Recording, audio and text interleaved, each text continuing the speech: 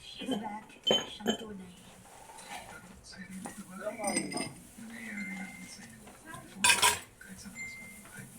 Kasi asthma kaya 2017 and after that hindi na talaga ako namimens. Alam ko sa sarili ko kuya na nakarecover na talaga ako, clean na ako from nebulizer. Ang reason na lang ng found out ko kuya is hypogly.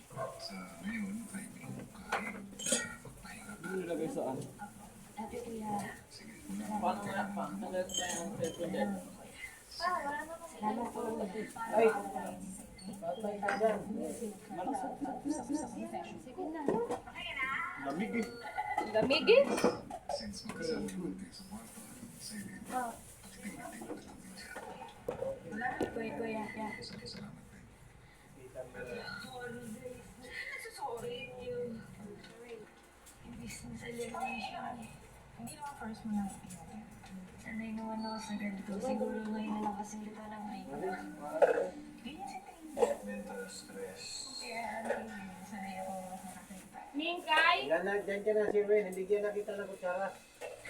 Thank you guys. Okay, talaga. Thank you guys. Para Miss you guys. lalo pagkatapos ko kumain, talo ko ng kutsara dyan. Tapos si Paglago sa basura. Love you guys. Parang hindi na kayong mag-ano. Bago matapos ang puno ng kaganapang araw, ipinagawang namin si Josh. Josh, guys, kung ipaalam sa iyo na bukas na ang pag-alis ni Tony. Pero, bago siya umalis, isang bagay ang maaari niyang matanggap. Lagay mo na sa plastic. Ng Tama bagay na, ang dami. na nakukuha ng bawat isa sa inyo. Pero tulad din ng nasulat niya, Kanina ng hapon. maaari niyo lang itong mabuksan kung magawa ninyo ang issue at hindi lang nakasalitan nasa sulat. Pero bukod dito, isang hamon pa ang kailangan dahil maaari na magka-relasyon habang si Tony.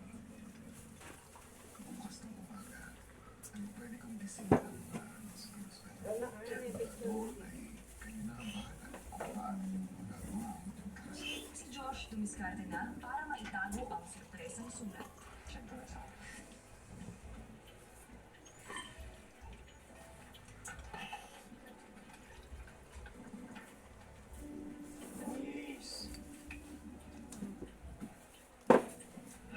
Ano? Ay guys, kain tayo.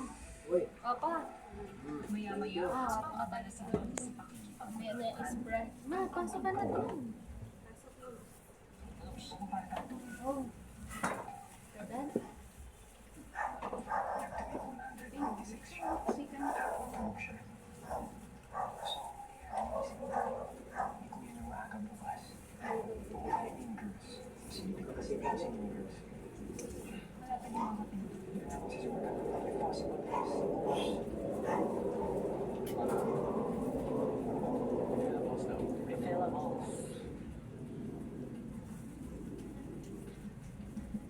Kinabukasan habang himbing pa ang boys, ginising ni Kuya ang girls. wala. Di na sa loob.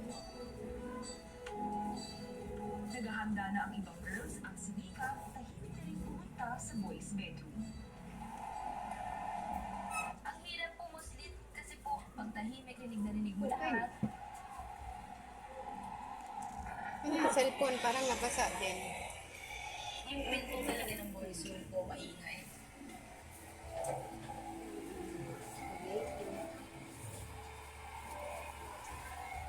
Yung vlogger namin. Alam po namin na si Tony po, light sleeper po siya. Yung isa dito namumulot na. Tapos sa vlogger. Sa pinakamalapit po sa pintuan, si Vince po yung gigising sa akin, Stage ako showing. magigising kay Brad. Magigisingin po namin Basta yung mga hawak tayo ng vlogger.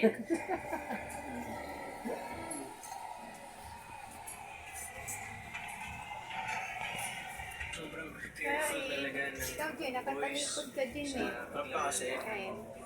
gawa yung task talaga.